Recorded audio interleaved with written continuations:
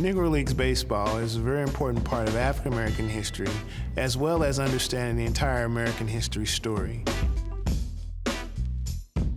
Baseball wasn't played in a vacuum. It was a part of the overall American landscape, and that's Major League Baseball and Negro League Baseball.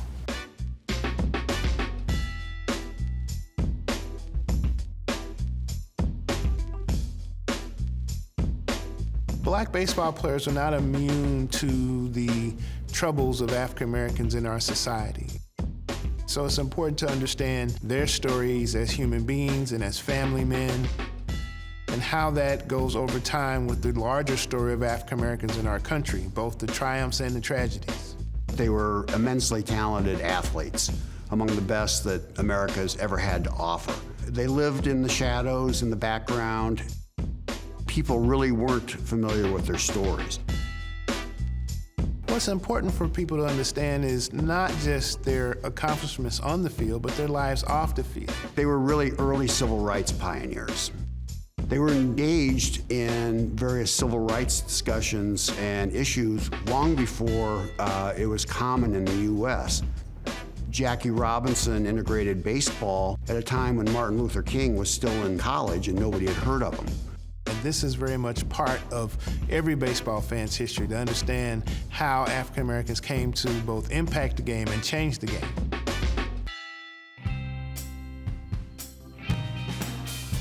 So black baseball players in the 20s, 30s, and 40s were aggressive baseball players. They had a lot of speed, they had power, they had all the things that you would see in white baseball, but they certainly did it exponentially in some areas, especially the speed game. The style of play was aggressive, it was creative.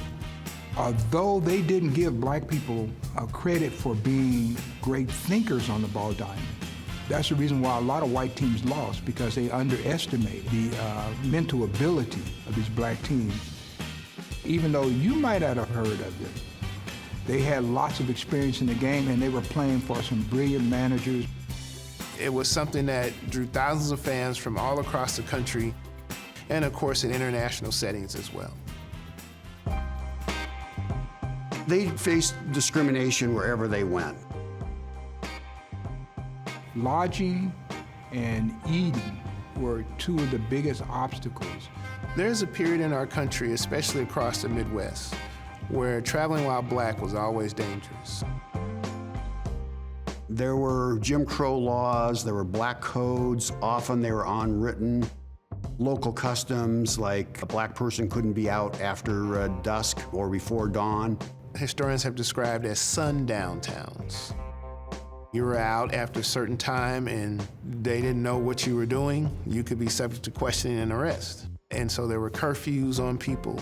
And for a baseball team traveling, whose schedules could be kind of erratic, you had to know where it was safe to go. You know, you read about the Green Book. The book would list hotels they could sleep at, restaurants they could eat at, gas stations where they could fill up gas. Any black baseball team could have written the Green Book because they were road warriors. So it was a very difficult road where they had to be innovative, creative, and persevere. Racism and segregation affected them, and all they wanted to do was play baseball. So we want to be a resource for that. We want to be a place where people can come, learn, and understand those issues as well. And by doing so, you'll meet some very interesting characters, but also some great, talented baseball players.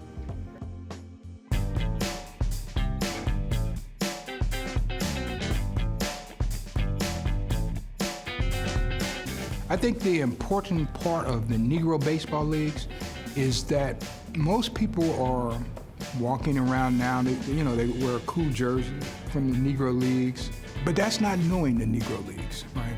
You need to know their story, the story of how these men persevered and the struggles they had to go against just to be successful.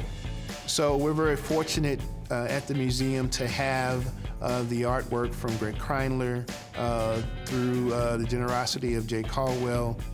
The whole theme of what we were trying to do is try to bring these players who had always been seen in black and white photography to life, make them real people, people who had their own stories. Greg finds amazing details. He'll paint something, and I'll say, well, that wasn't there, and they'll go back and look at the photo, and yeah, it was. And even though they are primarily photorealistic art, they are very vibrant. They seem to bring these baseball players to life, especially those players from the 1800s and the early 1900s that we don't have a lot of photography of. What started off as 60 portraits eventually expanded to 240. You think, well, that's a lot of art. 200 is just even a small slice of the great number of important players and characters that were part of the Negro Leagues. It expands a lot of baseball fans' horizons in terms of understanding that there were a lot of great players in these leagues, more than just the ones that you know, more than just even the Hall of Fame inductees. There are some very interesting stories that are brought out by the artwork, and we hope that they are able to gravitate and find their favorite player.